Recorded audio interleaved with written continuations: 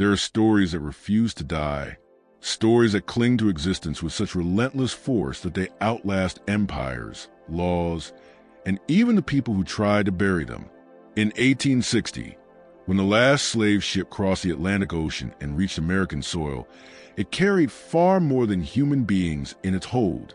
It carried a secret so dangerous that powerful men would spend decades trying to erase every trace of it. Yet, one man remembered everything. His name was Cudjo Lewis. And for 50 years after slavery ended, he remained silent, not because his memory failed him, but because some truths are too heavy to be spoken aloud until the right moment finally arrives. This is the story of the final witness, the last survivor of a crime that was meant to vanish into history, a crime involving wealthy businessmen, corrupt officials, and a conspiracy that reached deep into the highest levels of Alabama society. What Cudjo saw, what he endured, and what he ultimately revealed would shake the foundations of everything America wanted to believe about itself. But one question haunted him until his final days, simple and terrifying in its weight. If he told the truth, would anyone believe him? Or worse, would they make sure he never spoke again? The Clotilda slipped quietly into Mobile Bay under the cover of darkness on a heavy, humid night in July of 1860. Captain William Foster knew exactly what he was doing. The international slave trade had been illegal in the United States for more than 50 years. Any vessel caught importing enslaved Africans would be confiscated, its human cargo freed, and its crew likely executed.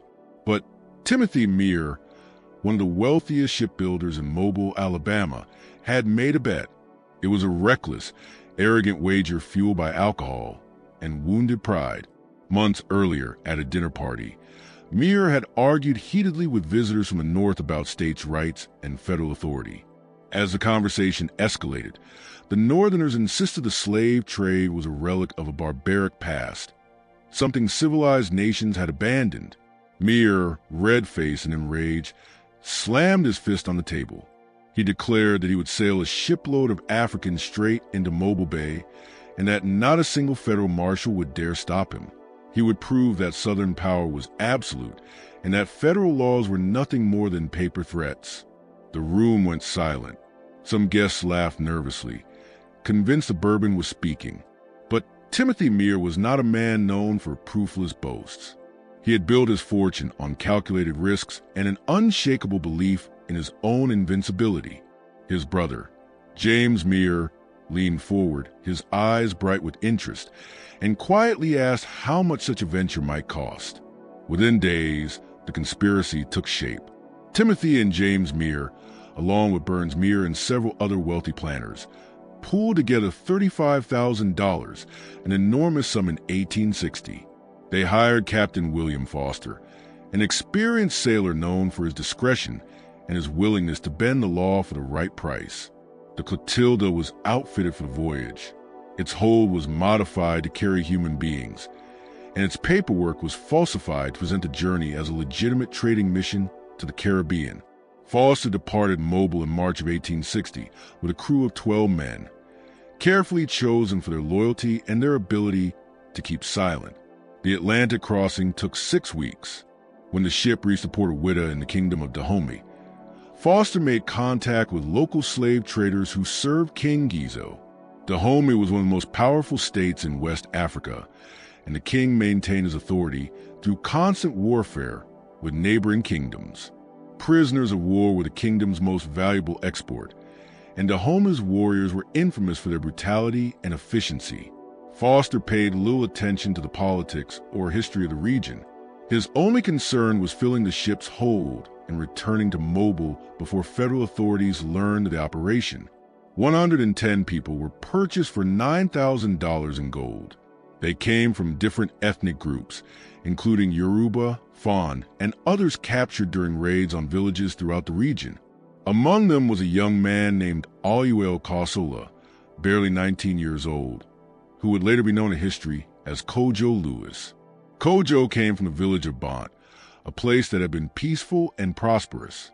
His father was a respected elder, a man who settled disputes and guided younger men in matters of farming, family, and tradition. Cudjo had been preparing to follow in his father's footsteps, learning the responsibilities that would one day define his role in the community.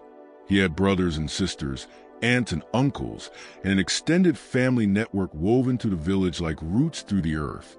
On the morning of the raid, Cudjo was working in the fields with his father and older brother.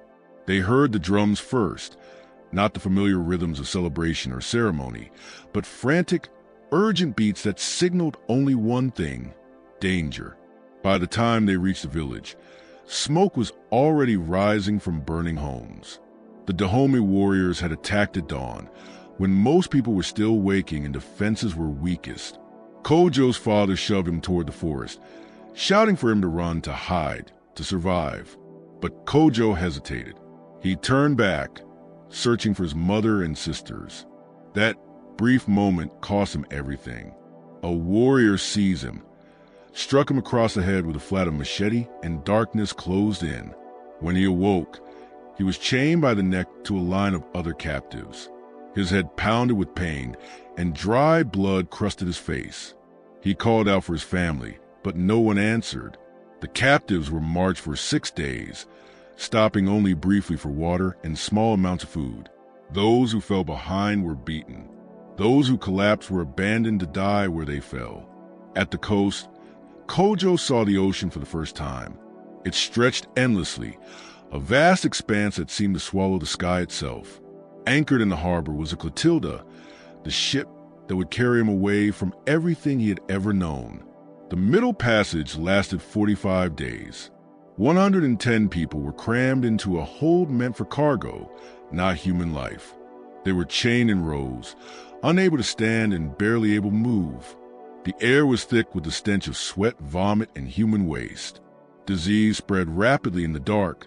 Filthy conditions. Several people died during the voyage, their bodies thrown overboard without ceremony. Cudjo would never speak in detail about those weeks. When asked later in life, he would only shake his head and say quietly, "It was a terrible time. I do not like to remember it." But the scars that circled his wrists and ankles told part of the story. The nightmares that woke him screaming for decades afterward told another. Some experiences are too brutal to be shaped into words, too painful to revisit even in memory. When the Clotilda finally reached American waters in early July of 1860, Captain Foster faced a serious problem. Federal authorities in Mobile had heard rumors about Timothy Meare's drunken boast. Revenue cutters were patrolling the bay, and customs officials were on high alert. Foster couldn't simply sail into port and unload his illegal cargo. He needed another plan. He anchored the Clotilda in a remote stretch of Mobile Bay, far from the main shipping channels. Under the cover of darkness, the captives were transferred to a riverboat owned by Burns Meare. The operation took hours, with terrified, disoriented people being moved from one vessel to another as armed men shouted orders in a language they could not understand. Once the transfer was complete, Foster made a decision that would conceal the evidence of his crime for more than a century and a half. He ordered the Clotilda stripped of anything valuable, then set it ablaze. As flames engulfed the ship, Foster and his crew watched from the riverboat. When the fire had done its work, they towed the burning hull into a remote bayou and allowed it to sink into the dark water. The physical evidence of the crime vanished beneath the surface, leaving only the human witnesses. Witnesses who spoke no English and had no legal standing in American society.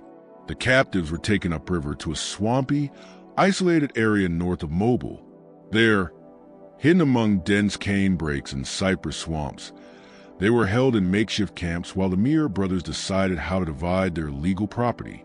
For weeks, the Africans lived in a state of terrified confusion. They did not know where they were, did not understand what was happening, and had no way to communicate with their captors beyond gestures and desperate attempts at pantomime. Timothy Meare visited the camp several times, walking among the captives the way a farmer inspects livestock. He pointed to individuals, scribbling notes in a ledger, assigning them to family members and business associates. Cudjo and about 30 others were sent to work on the Meare plantation.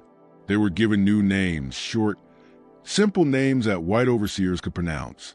Aloud became Cudjo, a name that meant nothing to him, one that carried none of the history, identity, or meaning of his true name. The Africans were issued rough clothing, shown to crude cabins, and put to work. But unlike enslaved people born in America, who had been conditioned from birth to accept bondage, the survivors of Clotilda remembered freedom. They remembered their real names, their languages, their families, their villages.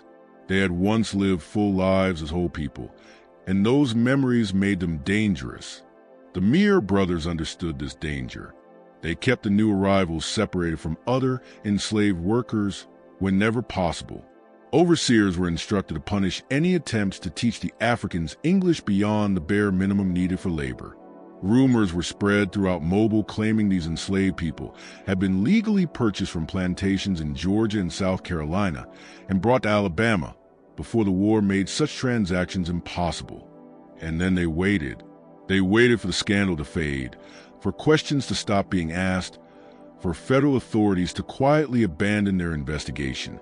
The Mirs were confident their wealth and political connections would protect them. They were pillars of Mobile society, respected businessmen, community leaders. Who would take the word of illiterate Africans over theirs? But history, as it often does, had other plans. Within a year of Clotilda's arrival, the political situation in America erupted. South Carolina seceded from the Union in December of 1860. By February of 1861, 6 more southern states followed, including Alabama. The Confederate States of America was formed, and by April the nation was at war. Timothy Mir threw himself into the Confederate cause with the same arrogant certainty that had fueled his illegal wager. He believed the South would win quickly, that Northern industry could not match Southern resolve or the expected support of Britain. He converted his shipyards to produce vessels for the Confederate Navy, invested heavily in Confederate bonds, and sent his sons off to fight, confident they would return as heroes of a victorious new nation. For 4 years, the war raged. Cudjo and the other Clotilda survivors labored on the Mir plantation, growing food for the Confederate war effort and maintaining the property, while white men went off to fight. They heard rumors of Union victories, of enslaved people escaping behind Northern lines, of a proclamation that declared them free. But in rural Alabama, far from the battlefields, those rumors felt like distant dreams. Then, in April of 1865, everything changed. Union troops entered Mobile. The Confederacy collapsed. Suddenly, almost impossibly, Cudjo Lewis and the other survivors of Clotilda were told they were free. But what did freedom mean to someone who spoke little English, had no money, no land, no family in America, and was living proof of a federal crime committed by men who still wielded enormous power in Alabama? That question would define the rest of Cudjo's life, and the answer would prove far more complicated and dangerous than anyone could have imagined. Freedom came to Cudjo Lewis not with celebration, but with confusion and fear. When Union soldiers arrived at the Mir plantation in April of 1865, they gathered all the enslaved people and read aloud from a document declaring them free. The words meant little to Cudjo, who still struggled to understand English.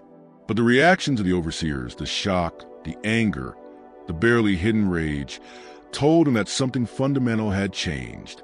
The Union officer in charge, a young lieutenant from Massachusetts, tried to explain their options.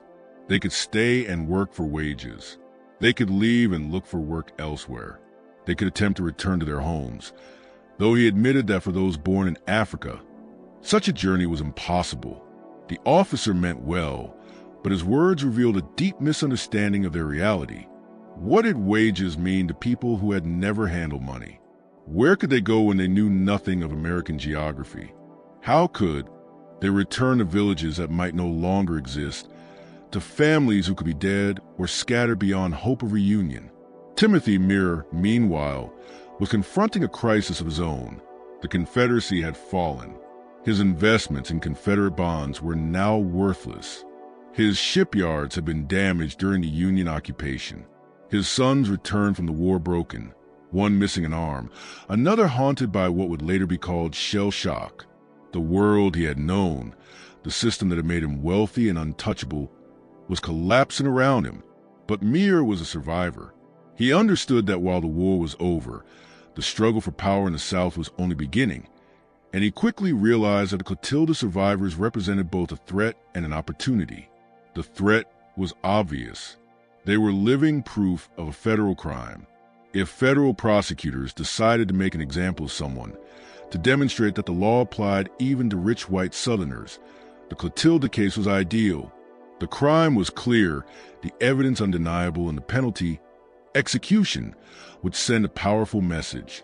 Mir knew that in the chaotic early days of Reconstruction, with federal troops occupying the South and radical Republicans calling for a harsh punishment of the former Confederate leaders, he was vulnerable. But he also saw an opportunity. The Africans needed land. They needed a place to rebuild their lives. And Mir owned thousands of acres of swampy land along the Mobile River, land that was too wet for farming, too remote for development, and too mosquito-infested for anyone else to want. If he could persuade the Africans to settle there, he could accomplish several goals at once. He could keep them close, where he could watch them. He could bind them to him through debt, and he could cultivate an image of generosity and benevolence that might shield him from prosecution.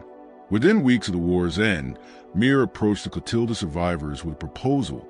He would sell them parcels of land, 2 acres per family, at what he claimed was a fair price.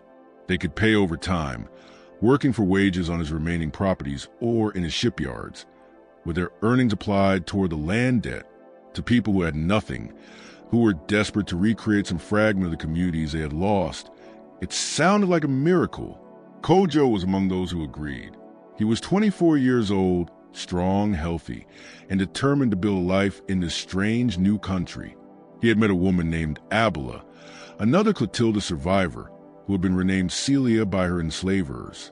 She came from a different village and spoke a different dialect, but they shared the bond of the Middle Passage and the urgent need to create family in a place where they had none.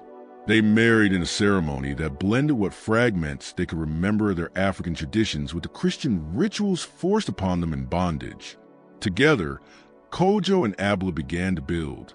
They cleared land, hacking through thick undergrowth and draining stagnant water. They built a small cabin using techniques Cudjo, remember from Bont, adapted to materials available in Alabama. They planted a garden with vegetables and herbs, some familiar from Africa, others entirely new, and they joined with other Clotilda survivors to form a community. Over the next several years, the settlement that would become known as Africatown slowly took shape. About 30 families clustered together along the Mobile River, their homes arranged in patterns that echoed African village layouts. They spoke their native languages, primarily Yoruba, but also Fon and others, creating a linguistic island in the American South. They practiced what they could remember their traditions, adapted what they had been forced to forget, and created something entirely new, a hybrid culture that was neither fully African nor fully American. But the land deal that seemed like salvation soon revealed itself to be another form of bondage. The prices Mir charged were far higher than the land was actually worth. The interest rates were crushing. The wages he paid for labor were barely enough to cover basic necessities, let alone make meaningful payments on the debt. Cudjo and the others found themselves trapped in a cycle that would take decades to escape. Working constantly, earning little, always owing more. Beneath the economic exploitation lay something even more insidious: fear. Timothy Mir and his brothers began a quiet but relentless campaign to ensure Clotilda survivors remained silent about the ship and the circumstances of their arrival in America. The message came through intermediaries, overseers, foremen, white workers connected to the Mir family. It was never stated outright, never written down, but it was unmistakable. Talking about the Clotilda would bring trouble. Sometimes the threat was economic. Mr. Mir might have to call in those land debts if people started telling stories. Sometimes it was legal. Federal authorities might decide to deport anyone brought into the country illegally. Sometimes it was more direct. Accidents happened to people who didn't know when to keep their mouths shut. Cudjo understood the game being played. He had seen how power worked in Dahomey, where King Gizo maintained control through a careful balance of rewards and terror. The Mirs were using the same methods. They offered just enough land and just enough wages to create the appearance of freedom, making people hesitate to risk losing it. And they spread just enough fear to keep most people silent. The 1870s brought new challenges and new dangers. Reconstruction was in full swing, and for a brief moment, real change seemed possible. Black men could vote. Black politicians were elected to local and state offices. Schools opened for black children. Federal troops enforced new laws, protecting black citizens from violence and intimidation. Cudjo watched these changes with cautious hope. He learned to read and write, attending classes taught by northern missionaries who had come south to educate the formerly enslaved. He registered to vote, casting a ballot for the first time in his life. He attended political meetings where black and white Republicans discussed rebuilding the South on principles of equality and justice. But he also witnessed backlash. White supremacist groups, the Ku Klux Klan, the White League, the Red Shirts, launched campaigns of terror against black communities. They burned schools and churches. They murdered black politicians and voters. They attacked anyone, black or white, who supported Reconstruction policies. The violence was systematic and organized, designed to deliver a clear message. Black political participation would not be tolerated. In 1874, Cudjo witnessed an event that would haunt him for the rest of his life. A black man named Samuel Johnson, who had been elected to Mobile City Council, was found dead on the road between Africatown and Mobile. The official explanation claimed he had been killed by robbers, but everyone knew the truth. Johnson had been murdered because he had spoken out against the Mir family's business practices, including their exploitation of black laborers. No one was arrested. No investigation followed. The message was unmistakable. Even elected officials were not safe if they challenged white power. Cudjo attended Johnson's funeral, standing at the back of the church, listening as the preacher spoke of martyrdom and justice. But beneath the words, Cudjo heard a warning. This could happen to anyone who spoke too loudly. By 1877, Reconstruction was effectively over. Federal troops withdrew from the South. White supremacist governments reclaimed control across the region, and the brief window of black political participation slammed shut. New laws, first known as black codes and later formalized as Jim Crow legislation, stripped away voting rights, enforced segregation in public spaces, and create a system of legalized discrimination that would endure for nearly a century. The Mir family, far from facing prosecution for their crime, grew even wealthier and more powerful.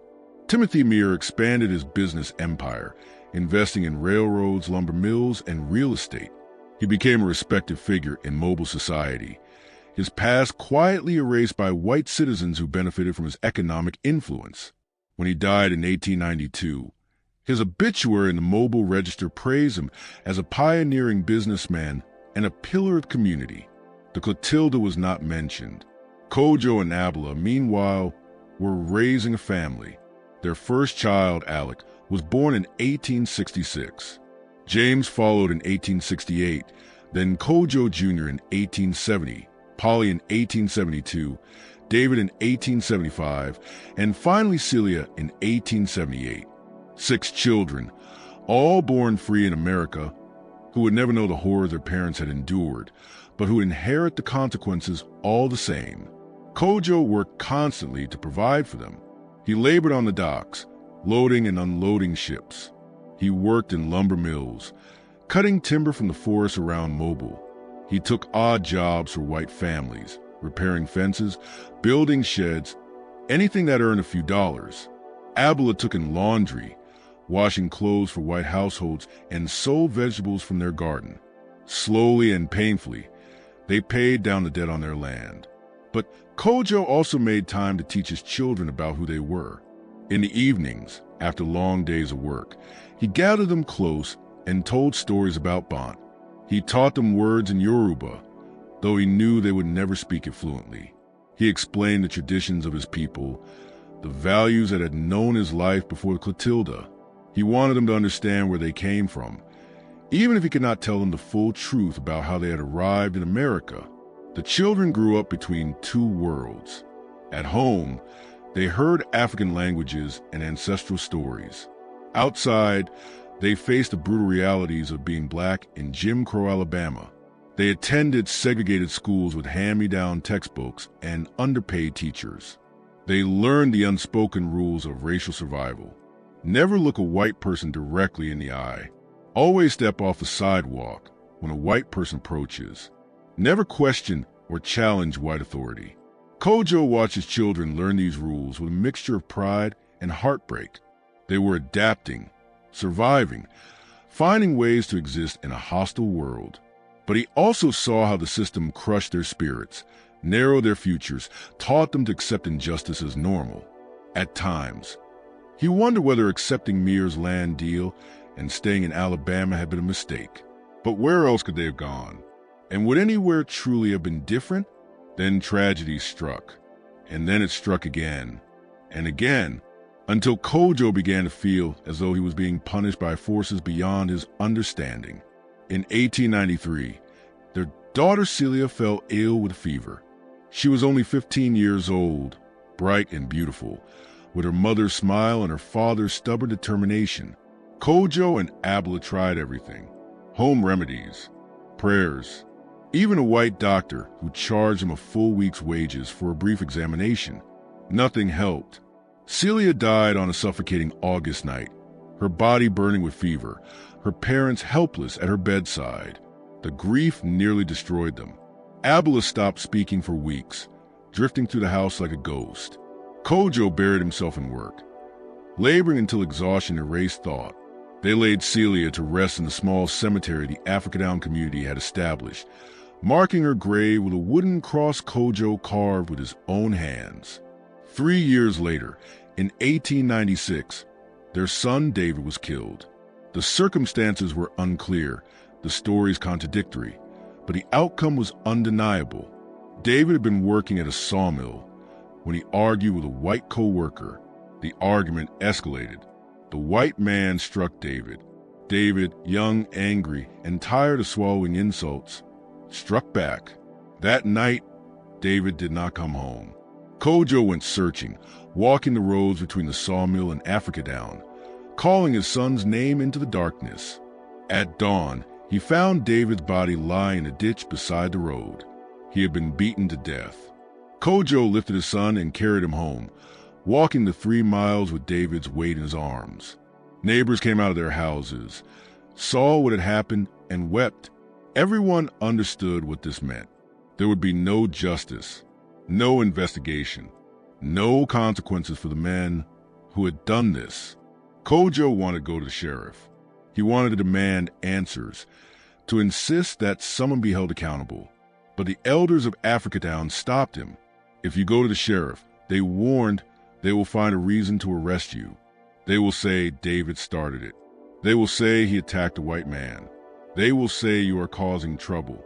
You will end up dead or in prison, and Abla will lose both her husband and her son. So Cudjo buried David beside Celia. He carved another wooden cross. He swallowed his rage. But something broke inside him that day. He had survived the Middle Passage, survived slavery, survived 50 years of dangerous freedom. But watching his children die, unable to protect them, unable to seek justice, was a different kind of death altogether. The final blow came in 1902.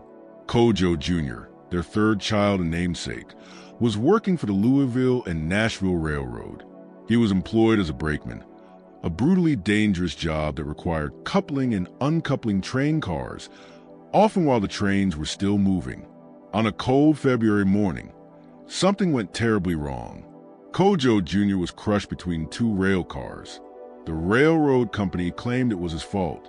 They said he had been careless, that he had violated safety procedures. They refused to provide any compensation to the family. When Cudjo tried to pursue the matter, the railroad's lawyers threatened to sue him for defamation and harassment. The message was unmistakable: accept the loss and move on, or lose everything. Cudjo was 61 years old. He had now buried 3 of his 6 children. Abila's health was failing, her spirit shattered by years of grief, and Cudjo found himself confronting the same question that had haunted him since the day the Clotilda slipped into Mobile Bay. What was the purpose of survival if everything you built could be taken away? Yet even in his darkest moments, Cudjo held on to one thing: memory. He remembered Bont. He remembered his father's teachings, the values that had guided his people for generations. And he understood that if he died without speaking, if he allowed the mirrors to succeed in bearing the truth, then his children's deaths would mean nothing. The Clotilda would be erased, the crime forgotten. The next generation would never know what had been done to them. So Cudjo made a decision. He would wait for the right moment, the right person, the right opportunity. And when it came, he would tell the truth. All of it, no matter the consequences. He only had to survive long enough to find someone willing to listen. The early years of the 20th century brought both change and continuity to Africatown. The community had grown, with children and grandchildren of the original Clotilda survivors forming a close-knit, resilient neighborhood. They built churches, organized mutual aid societies, and created institutions that met their needs in a rigidly segregated society. But they also faced mounting pressure from industrial expansion along the Mobile River. Factories and shipyards crept closer to Africatown's borders. The air grew thick with smoke and chemical fumes. The river, once a source of fish and fresh water, became polluted with industrial waste. White-owned businesses bought up land surrounding the community, squeezing it into an ever-shrinking space. The pattern was familiar to anyone who understood power in the South. Make life difficult enough, and people would eventually leave, freeing the land for more profitable uses. Cudjo watched these changes with weary recognition. He was in his 60s now, his body worn down by decades of hard labor. Abila's condition continued to worsen. Doctors called it melancholia, what we would now recognize as severe depression brought on by repeated trauma and loss. She spent long hours sitting inside their small house, staring out the window, sometimes speaking softly in Yoruba to people who were no longer there. Cudjo cared for her as best he could, but he still had to work. The land debt was finally paid off, but money was still needed for food, medicine, and basic necessities.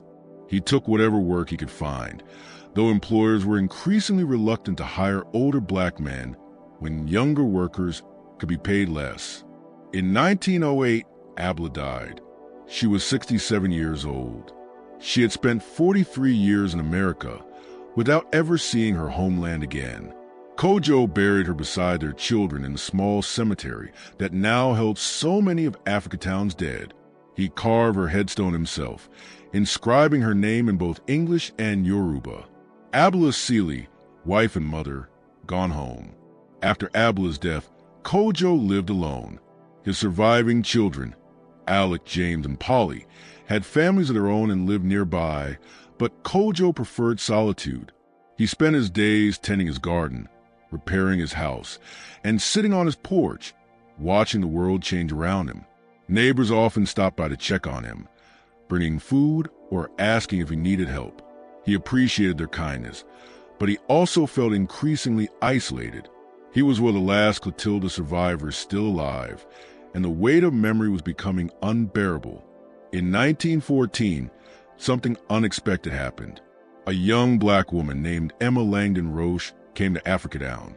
She was a writer and historian, determined to document the stories of formerly enslaved people before they were lost forever.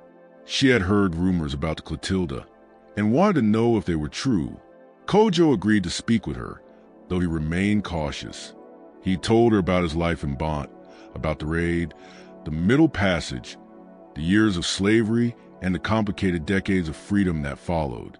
But when she asked specific questions about the Clotilda, who had brought them, how they arrived, what had happened to the ship, Cudjo became evasive. "It was a long time ago," he said. "My memory is not so good anymore." Roche was persistent. She interviewed other Africatown residents, pieced together fragments of the story, and eventually published a book in 1914 titled Historic Sketches of the South. In it, she included a chapter about Clotilda and its survivors. It was the first time the story appeared in print, and it caused a small stir locally. The Meir family's response was swift and coordinated. They issued statements dismissing the book as sensationalized fiction and questioning Roche's sources. They highlighted inconsistencies in the accounts. Different people remembered different details. Dates did not always align. Some elements seemed exaggerated. They suggested that Roche had been misled by folklore and tall tales, that she confused legend with fact. The campaign worked. Newspapers and Mobile ran articles questioning the book's accuracy. Historians dismissed it as unreliable. Within a few years, Historic Sketches of the South was largely forgotten, relegated to the category of interesting but unverified local lore. Cudjo followed the controversy with a mixture of frustration and resignation. He had told Roche the truth, or at least part of it, or at least as much of it as he felt safe revealing. Watching the story be questioned, minimized, and slowly pushed back into obscurity confirmed everything Cudjo had feared for decades. The powerful still controlled the narrative. Truth alone was not enough if those telling it lacked power. And so he returned to silence, not because he doubted what he remembered, but because he understood the danger of remembering out loud. Years passed. World War I came and went. Africatown endured, battered by poverty, pollution, and neglect, but still holding together through shared history and stubborn resilience. Cudjo grew older, his hair turning white, his hands stiff with arthritis, his eyesight fading. He walked more slowly now. Leaning on a cane he had carved himself, yet his mind remained sharp, his memories painfully clear. He knew he was running out of time. By the early 1920s, only a handful of Clotilda survivors were still alive. One by one, they were buried in the same small cemetery, their graves marked by modest stones or wooden crosses. Each death felt to Cudjo like another door closing, another witness lost. He feared that soon there would be no one left who could speak with authority about what had happened. The ship, the crime, the conspiracy, it would all dissolve into rumor. In 1927, Cudjo met a man named Zora Neale Hurston. She was different from the others who had come asking questions. She was black. She listened more than she spoke. She did not rush him. She sat with him on his porch, sometimes in silence, sometimes letting him wander through memories at his own pace. She did not dismiss the spiritual language he used or the way his thoughts moved between past and present. She understood that memory did not live in straight lines. This time, Cudjo decided the moment had come. He told her everything, not fragments, not softened versions. Everything you remember about Bont, about the raid, about the march to the coast, the terror of the Middle Passage, the burning of the Clotilda, the swamp camps, the lies, the threats, the decades of enforced silence. He named names. He described places. He spoke of fear and loss and survival. He spoke not as a victim asking for sympathy, but as a witness delivering testimony. Hurston recorded his words carefully, preserving his voice, his rhythms, his way of speaking. She understood that the truth was not just in the facts, but in how those facts were remembered. When she finished, Cudjo was exhausted, but lighter than he had felt in years. For the first time since 1860, the burden of memory was no longer his alone. Cudjo Lewis died in 1935 at the age of 94. He was buried in Africatown, surrounded by family, neighbors, and the graves of those who had shared his journey across the ocean so many decades earlier. At the time of his death, many still doubted his story. Some called it exaggerated. Others dismissed it as folklore. But Cudjo had done what he set out to do. He had spoken before the witnesses were gone. He had refused to let the truth die with him.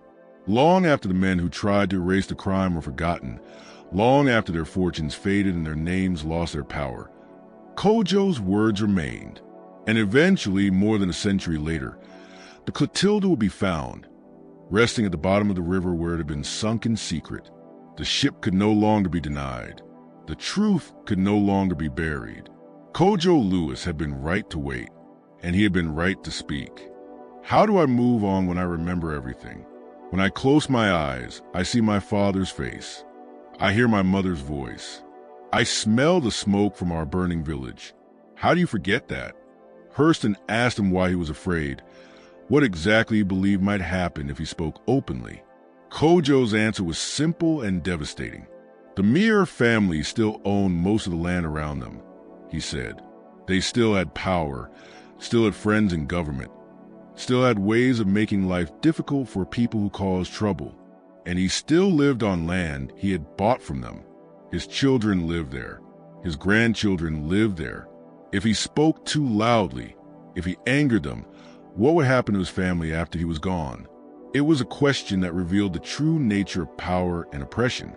Even after slavery ended, even after legal equality was supposedly established, the mechanisms of control remained. Economic dependence, social pressure, the constant threat of violence. These tools were just as effective as chains and whips, and in some ways more insidious, because they were harder to see and harder to fight. But Cudjo also told Hurston something else. He said that he was old now. He had lived longer than he ever believed possible. He had seen his children and grandchildren grow. He had finally paid off his land debt. He had built a life in Africatown, even though it was not the life he would have chosen. And he wanted the truth known before he died.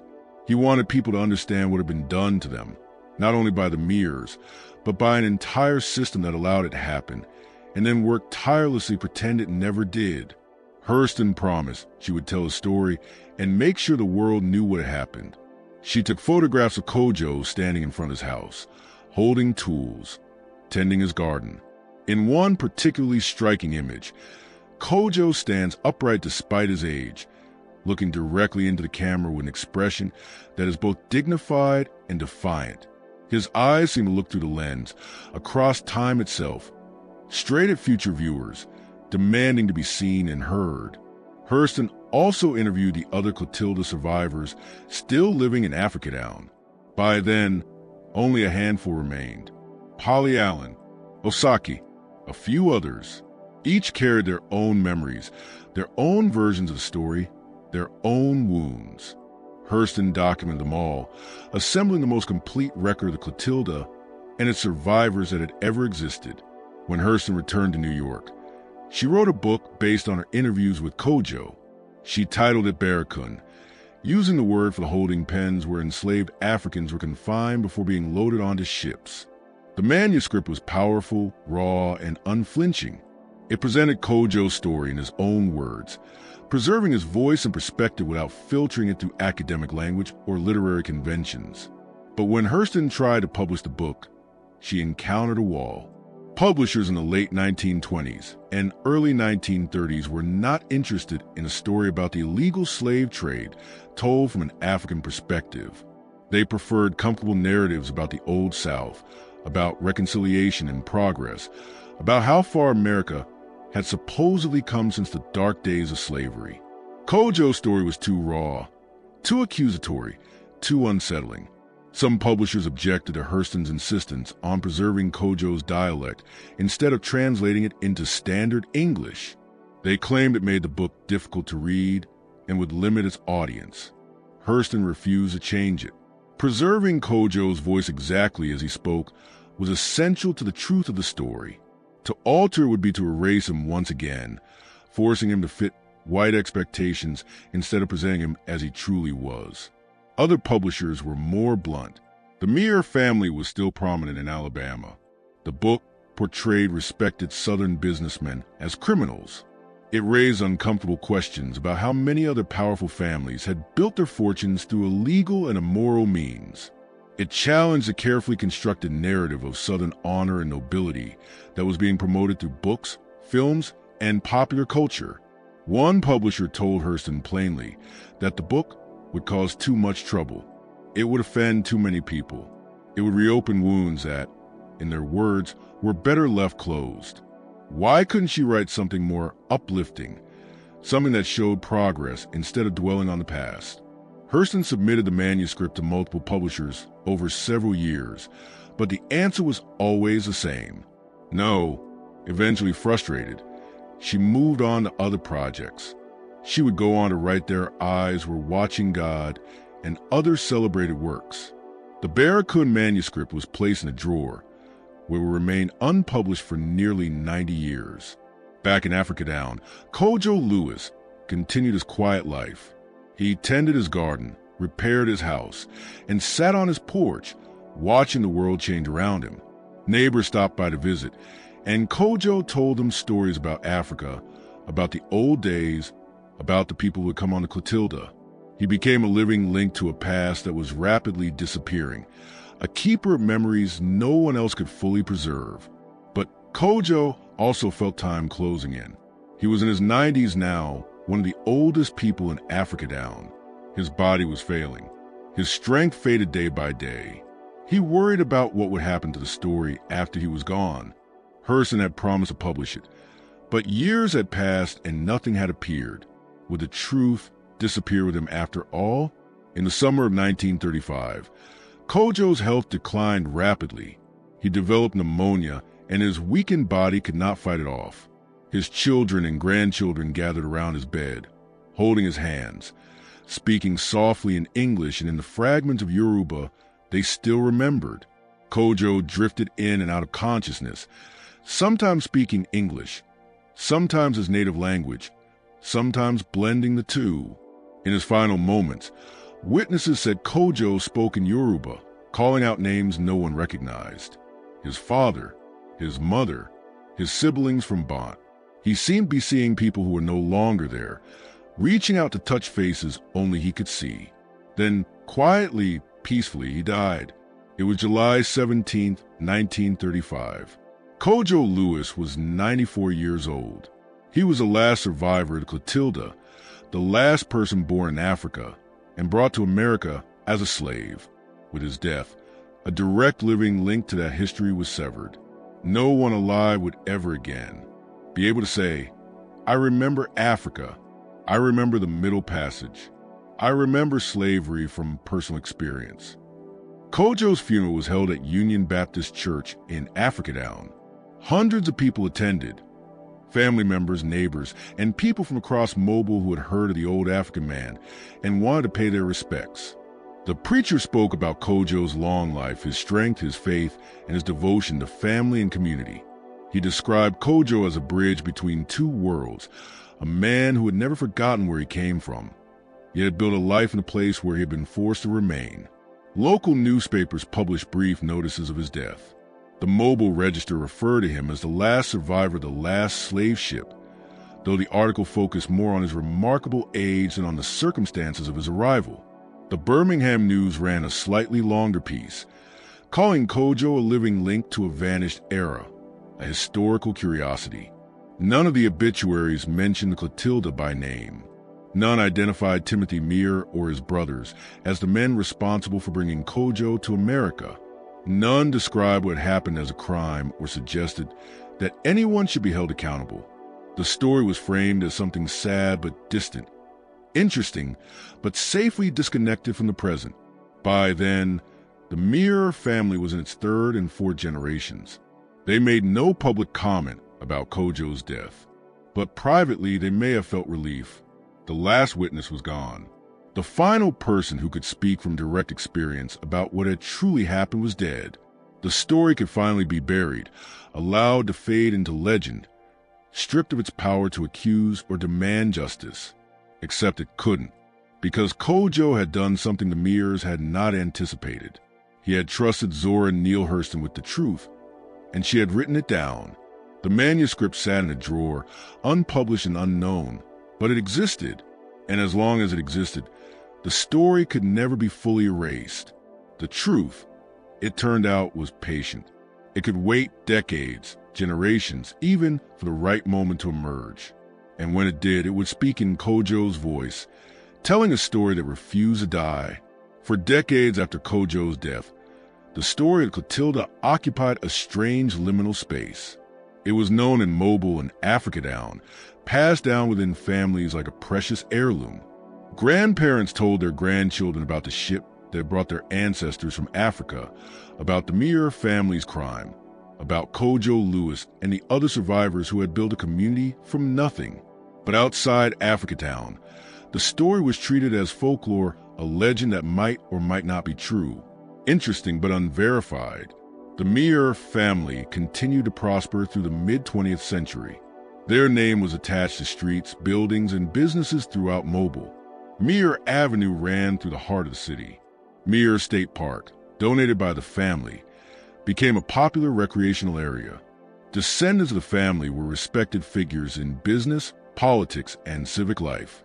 The Clotilda was never publicly connected to their name, and when anyone attempted to raise the subject, they were quickly dismissed as repeating unsubstantiated rumors. But history has a way of refusing to stay buried, especially when the wounds it caused have never healed. In the 1960s and 1970s, as the civil rights movement forced the nation to confront its racial past, scholars began taking renewed interest in stories like Cudjo's.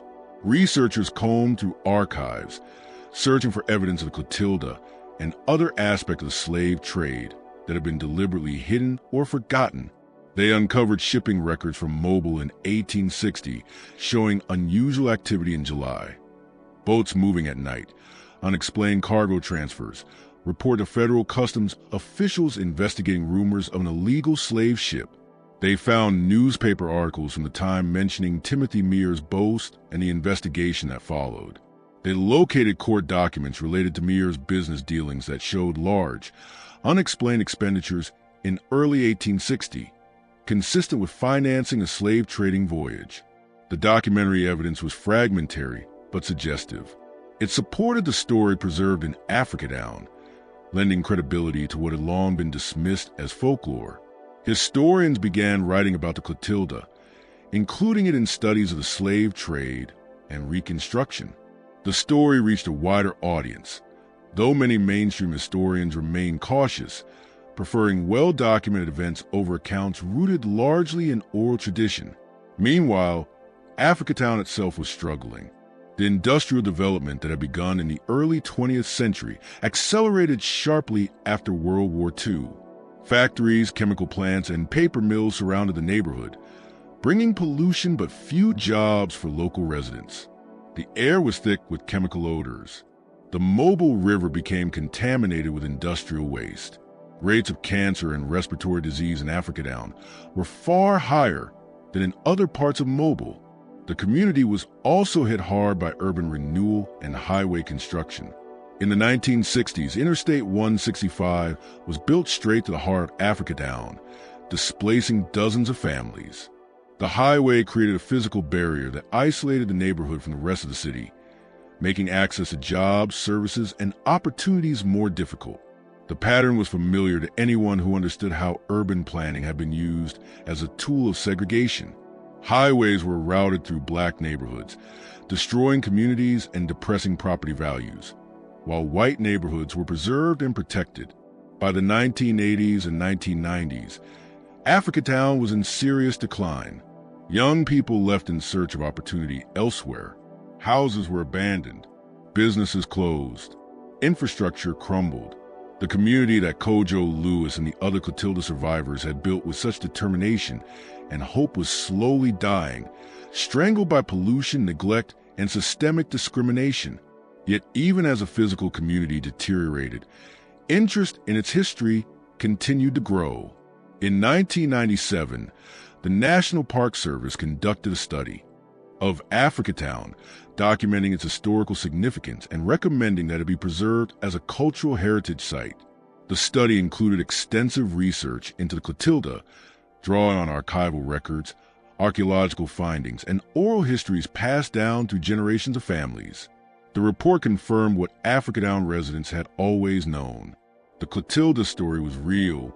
Timothy Mear and his brothers had illegally imported 110 enslaved Africans in 1860, burned the ship to destroy evidence, and escaped prosecution.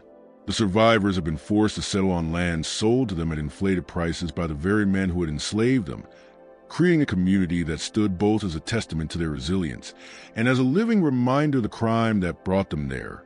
The National Park Service report should have been a turning point, a moment of official recognition that might finally bring support, protection, and resources to Africatown.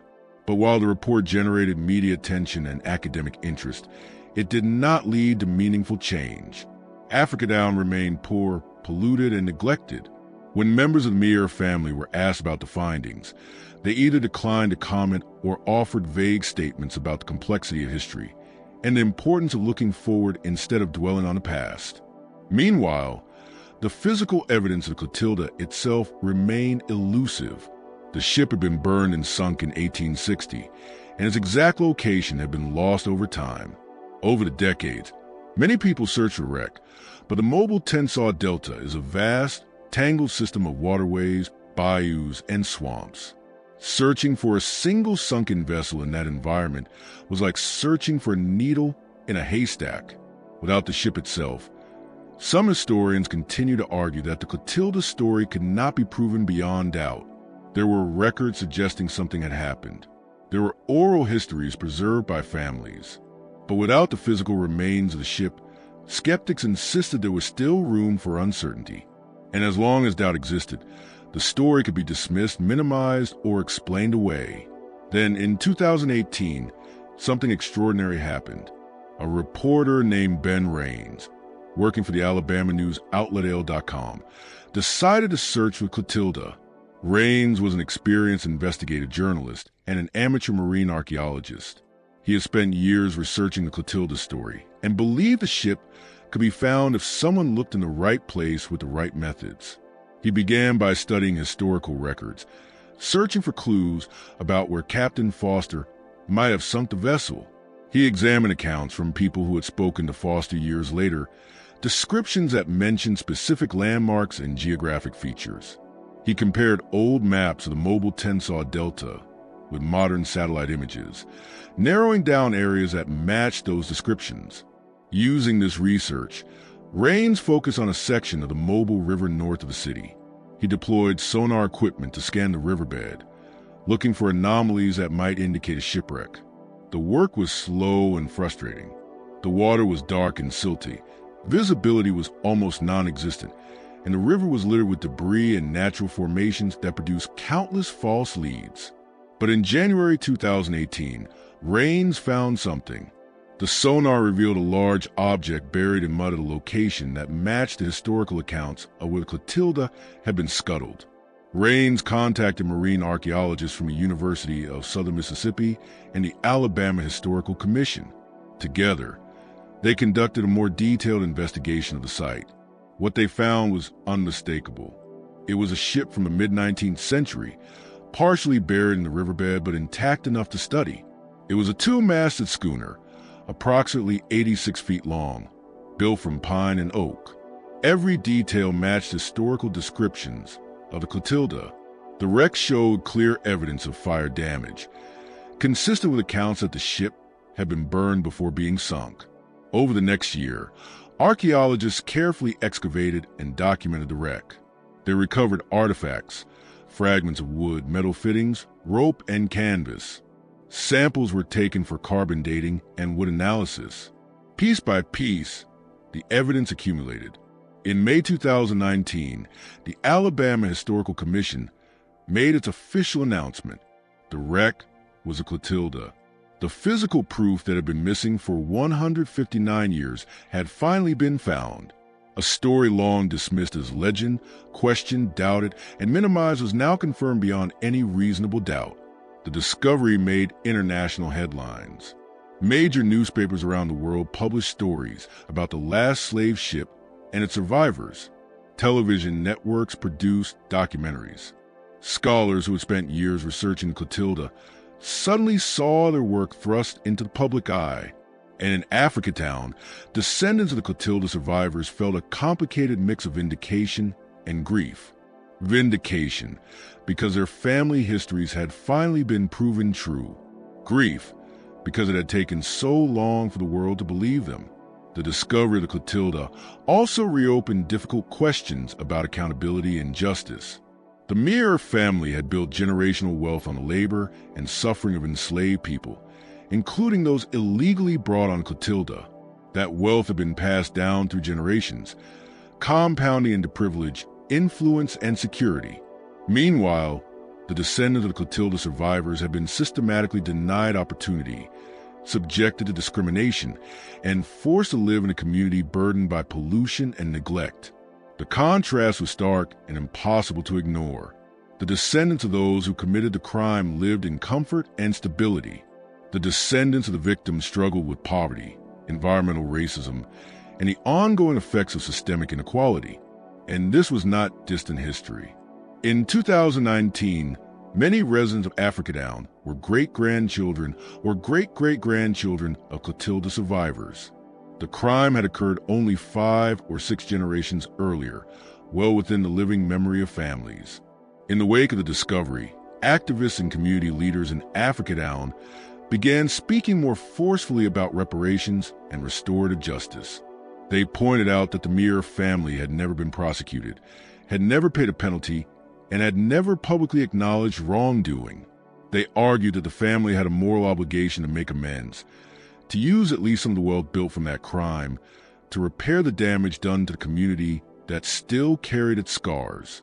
The wealth built on slavery to help repair the community that had been harmed. The Mir family's response was largely silence. A few family members issued brief statements expressing general sympathy for the history of slavery and its lingering effects, but they stopped short of accepting responsibility or offering any concrete form of restitution. Some argued that they should not be held accountable for the actions of ancestors who had died more than a century earlier.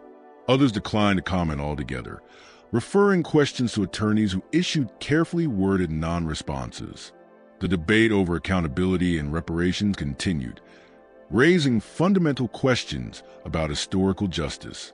How do you make amends for crimes committed generations ago? Who bears responsibility? The direct descendants of those who committed the crimes, or society as a whole that benefited from the system? What form should reparations take?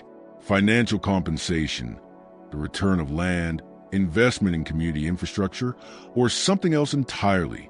And how do you calculate the value of stolen lives, stolen labor, and stolen opportunities that compound across generations? These questions had no easy answers, but the discovery of the Clotilda made them impossible to ignore. The physical evidence of the crime was now visible, documented, and preserved. The story could no longer be dismissed or minimized. The truth was undeniable and demanded a response. Then, in 2018, just as the search for Clotilda was reaching its climax, another crucial piece of the puzzle fell into place. Zora Neale Hurston's manuscript Barracoon, rejected by publishers in the 1930s and left to sit in archives for decades, was finally published. The decision came through Hurston's estate in partnership with HarperCollins, who recognized that the cultural moment had finally arrived for Cudjo's story to be heard. The book that had once been considered too raw, too accusatory, too uncomfortable was exactly what readers in 2018 were ready to confront. The manuscript was edited only lightly for clarity, but Hurston's insistence on preserving Cudjo's voice and dialect was honored. The book presented a story exactly as he told it, in his own words, with all its pain, dignity, and power intact. Barracoon was published in May 2018, almost exactly 1 year before Clotilda was officially identified. The timing felt uncanny, as if Cudjo's voice had finally broken through decades of enforced silence. The book became a bestseller, reaching readers around the world. People who had never heard of Clotilda, who knew little about the mechanics of the slave trade, were suddenly confronted with Cudjo's testimony, direct, personal, and impossible to dismiss. Barracoon did something extraordinary. It gave Cudjo a voice across time. He had been dead for more than 80 years. Yet suddenly people were listening to him. They read his memories of Bont, his account of the raid, and the Middle Passage, his careful explanations of how the Mirs maintained control even after slavery ended. They felt his grief over lost children, his longing for Africa, his complicated relationship with America, a country that had stolen his life, yet one where he built a family and a community. Readers were struck by Cudjo's dignity, intelligence, and moral clarity. He did not present himself as a victim asking for pity, but as a witness demanding recognition of the truth. He did not call for revenge, but he insisted on justice, not only for himself, but for all those whose stories have been erased or forgotten. The book also revealed something many readers found deeply unsettling. Cudjo's story was not only about the past, it was about the present. The systems of power, exploitation, and silence that had allowed the Emirs to commit their crime and escape accountability were still operating, just in different forms. The same mechanisms that had kept Cudjo afraid to speak for 50 years, economic dependence, social pressure, the threat of violence, were still in place, still protecting the powerful and keeping others silent.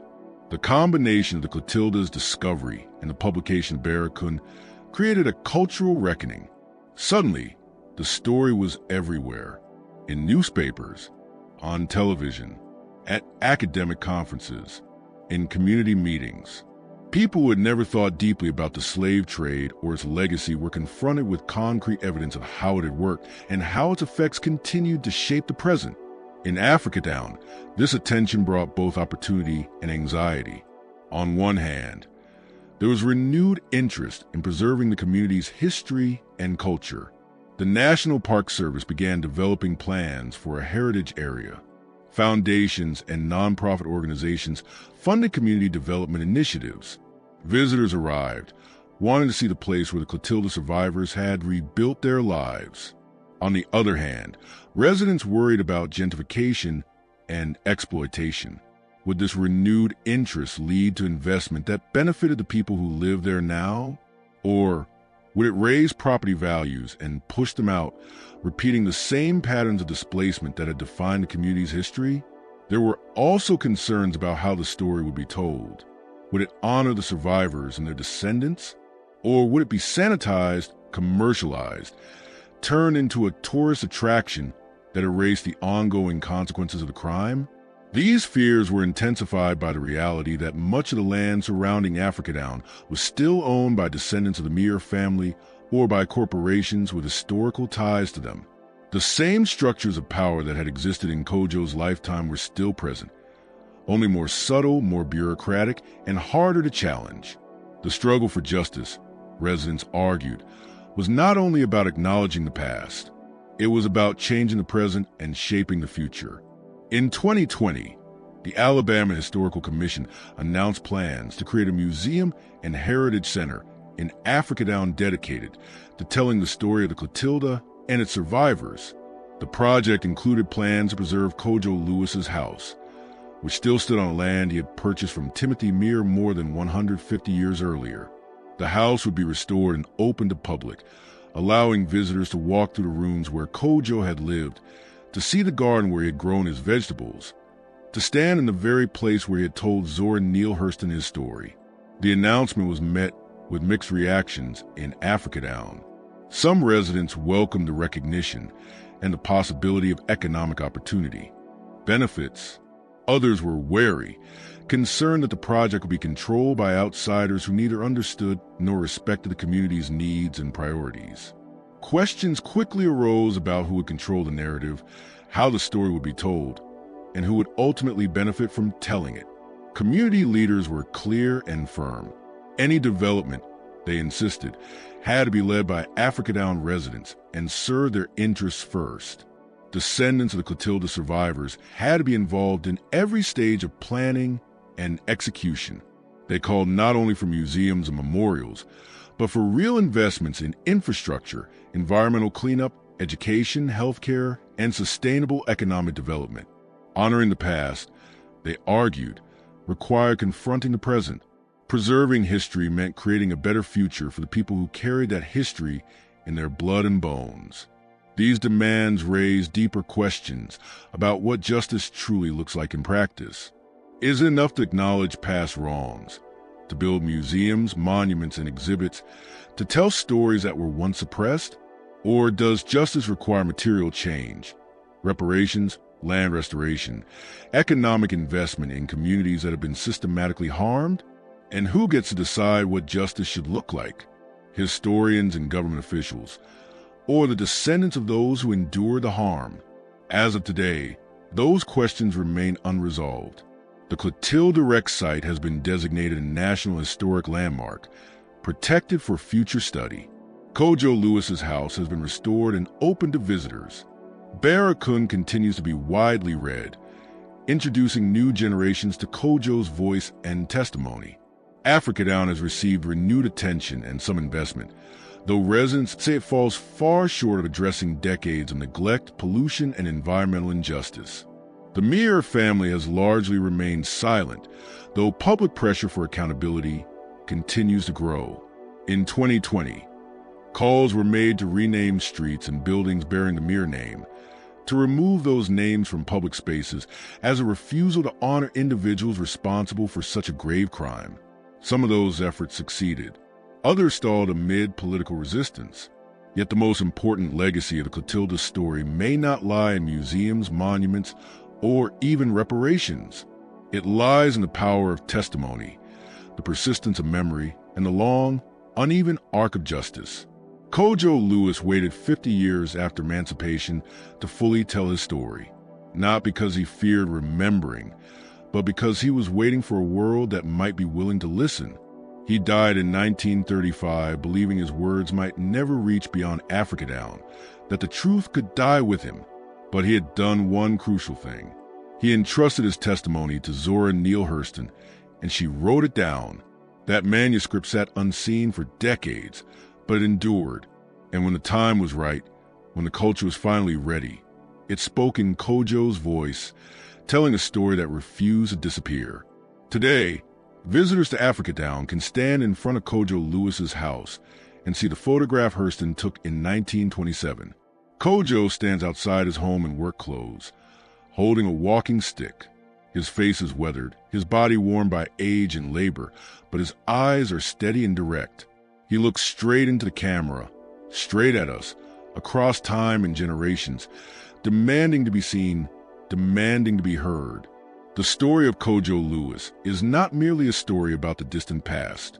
It is a story about memory, about the power of bearing witness, about how justice bends only when people refuse to let truth be buried.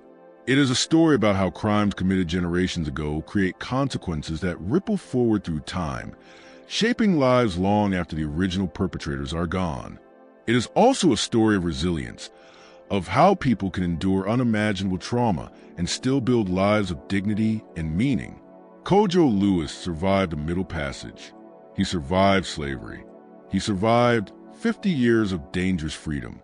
And he survived long enough to ensure that his story would outlive the men who tried to erase it. Silenced, he never received the justice he deserved in his lifetime. The Mirs were never prosecuted, never punished, never forced to admit what they had done. But Cudjo achieved something more enduring. He made certain that the truth survived. And once spoken, truth can never be fully erased. It can be ignored. It can be dismissed. It can be minimized. But it does not vanish. It waits, patient, persistent, for the moment when people are ready to listen. And when that moment comes, it speaks with the voices of those who refuse to be silenced, who insisted their lives mattered, who demanded that their stories be told. Cudjo Lewis's voice speaks to us now, across more than 160 years. It tells of a crime meant to be forgotten, of a ship meant to stay buried, of a truth meant to die. But it did not die. It endured, carried forward by memory, by testimony, by the refusal to let injustice be erased from history. The question we face now is the same question Cudjo faced. What do we do with the truth once it has been told? Do we acknowledge it and move on, treating it as an interesting chapter of history? Or do we recognize that the crime of the Clotilda and the system that allowed it to happen and be covered up created consequences that are still unfolding today?